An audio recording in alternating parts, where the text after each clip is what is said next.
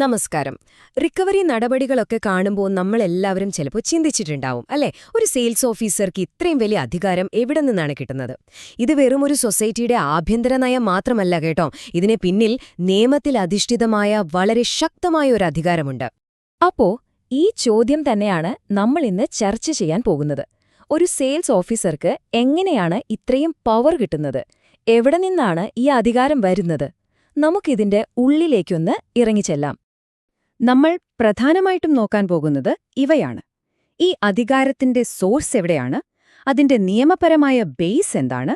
ഒരു enforcement authority എന്ന നിലയിൽ സെയിൽസ് ഓഫീസറുടെ പങ്ക്, പിന്നെ നടപടികൾ എടുക്കാനുള്ള അനുമതി എങ്ങനെ കിട്ടുന്നു? അവസാനം ഇതെല്ലാം നിങ്ങളുടെ നിയമപരമായ സുരക്ഷയ്ക്ക് എങ്ങനെ സഹായിക്കുന്നു എന്നും നോക്കാം. അപ്പോ നമുക്ക് ആദ്യത്തെ വിഷയത്തിലേക്ക് കടക്കാം. ഒരു സെയിൽസ് ഓഫീസറുടെ അധികാരത്തിന് ശരിക്കും പറഞ്ഞാൽ ഒരു 4 നിയമപരമായ തൂണുകളുണ്ട്. ഈ 4 തൂണുകളാണ് ആ അധികാരത്തെ താങ്ങി നിർത്തുന്നത്. എന്തൊക്കെയാണവ എന്ന് നോക്കാം. അപ്പോ ഇതാണ് ആ 4 തൂണുകൾ. 1. നിയമം, അതായത് ദി ആക്ട്. 2. നിങ്ങൾക്ക് കിട്ടുന്ന നിയമന ഉത്തരവ്. 3. കോടതിയുടെ അധികാരം. 4. അവാർഡ്. ഇവയോരോന്നും ഭയങ്കര പ്രധാനപ്പെട്ടതാണ്. ഇവയെല്ലാം ചേർന്നാലേ നിങ്ങളുടെ അധികാരം പൂർണ്ണമാവുകയുള്ളൂ. അപ്പോ ഇവയെല്ലാം എങ്ങനെയാണ് ഒരുമിച്ച് പ്രവർത്തിക്കുന്നതെന്ന് നമുക്ക് നോക്കാം. നമ്മുടെ ഈ അധികാരത്തിന്റെ ഫൗണ്ടേഷൻ എന്ന് പറയുന്നത് നിയമവും പിന്നെ നിങ്ങൾക്ക് കിട്ടുന്ന അപ്പോയിന്റ്മെന്റുമാണ്. ഈ ആദ്യത്തെ 2 തൂണുകളിലാണ് ബാക്കിയെല്ലാം കെട്ടിപ്പടുത്തുന്നത്. നമുക്കതിലേക്ക് പോകാം.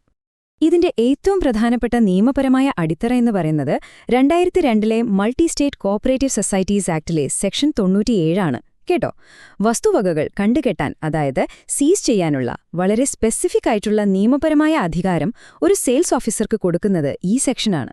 സത്യം പറഞ്ഞാൽ നിങ്ങളുടെ ഓരോ ആക്ഷന്റെയും പിന്നിലുള്ള യഥാർത്ഥ പവർ ഈ നിയമം തന്നെയാണ്. പക്ഷേ നിയമത്തിൽ ഇങ്ങനെ ഒരു അധികാരം ഉണ്ടെന്ന് പറഞ്ഞിട്ട് കാര്യമില്ലല്ലോ. അത് നിങ്ങൾക്ക് വ്യക്തിപരമായി കിട്ടണ്ടേ?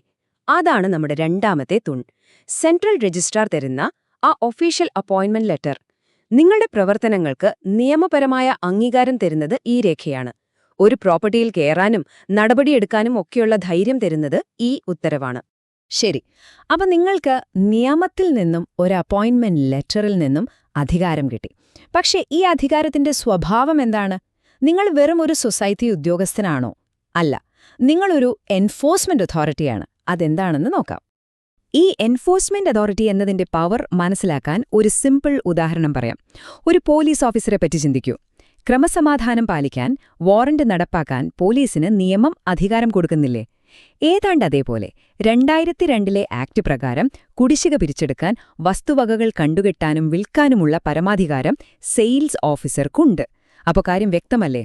നിങ്ങൾ വെറുമൊരു ഉദ്യോഗസ്ഥനല്ല, നിയമം നടപ്പിലാക്കാൻ അധികാരമുള്ള ഒരു എൻഫോഴ്സ്മെന്റ് അതോറിറ്റി കൂടിയാണ്. ഇനി നമ്മുടെ മൂന്നാമത്തെ തൂണിലേക്ക് വരാം. അതാണ് സിവിൽ കോടതിയുടെ അധികാരം. ഇതൊരു ചെറിയ കാര്യമല്ല. ഒരു ആർബിട്രേറ്റർ ഒരു കേസിൽ വിധി പറഞ്ഞു കഴിഞ്ഞാൽ അത് നടപ്പിലാക്കുമ്പോൾ ഒരു സെയിൽസ് ഓഫീസർക്ക് ഒരു സിവിൽ കോടതിയുടെ അതേ അധികാരങ്ങളുണ്ട്. ഒന്ന് ആലോചിച്ച് നോക്കൂ, നിങ്ങളുടെ ഉത്തരവുകൾക്ക് ഒരു കോടതി വിധിയുടെ അതേ നിയമസാധുതയാണ് കിട്ടുന്നത്.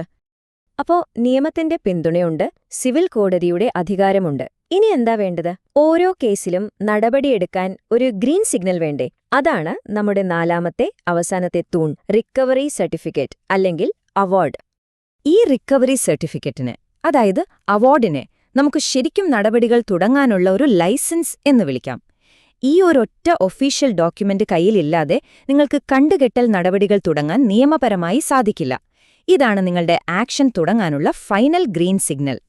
അപ്പോ നമ്മൾ ഈ 4 തൂണുകളും കണ്ടു കഴിഞ്ഞു. നിയമം, നിയമന ഉത്തരവ്, കോടതിയുടെ അധികാരം, പിന്നെ അവാർഡ്.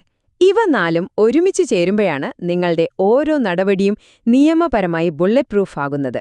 എങ്ങനെയാണെന്ന് നോക്കാം. അപ്പോ ഒന്നുകൂടി ഓർമ്മിപ്പിക്കുകയാണ്, ഈ 4 കാര്യങ്ങൾ, ആക്ട്, നിങ്ങളുടെ അപ്പോയിന്റ്മെന്റ് ലെറ്റർ, സിവിൽ കോടതിയുടെ പവർ, പിന്നെ കയ്യിലുള്ള അവാർഡ്, ഇവയെക്കുറിച്ച് നിങ്ങൾക്ക് നല്ല വ്യക്തതയുണ്ടെങ്കിൽ നിങ്ങളുടെ ഓരോ റിക്കവറി നടപടിയും നിയമപരമായി പൂർണ്ണ സുരക്ഷിതമായിരിക്കും. ഇതിലേതെങ്കിലും ഒന്നിനൊരു കുറവ് വന്നാൽ മതി, നിങ്ങളുടെ നടപടികൾ ചോദ്യം ചെയ്യപ്പെടാൻ സാധ്യതയുണ്ട്. ഈ പറഞ്ഞ കാര്യങ്ങളെക്കുറിച്ചോ സഹകരണ നിയമങ്ങളെക്കുറിച്ചോ നിങ്ങൾക്ക് കൂടുതൽ എന്തെങ്കിലും സഹായം വേണമെന്നുണ്ടെങ്കിൽ ശ്രേയസ് അസോസിയേറ്റ്സിന് കോൺടാക്റ്റ് ചെയ്യാൻ മടിക്കരുത്. നിങ്ങളുടെ സംശയങ്ങൾ തീർക്കാനും ശരിയായ നിയമോപദേശം നൽകാനും ഞങ്ങൾ എപ്പോഴും തയ്യാറാണ്. നന്ദി.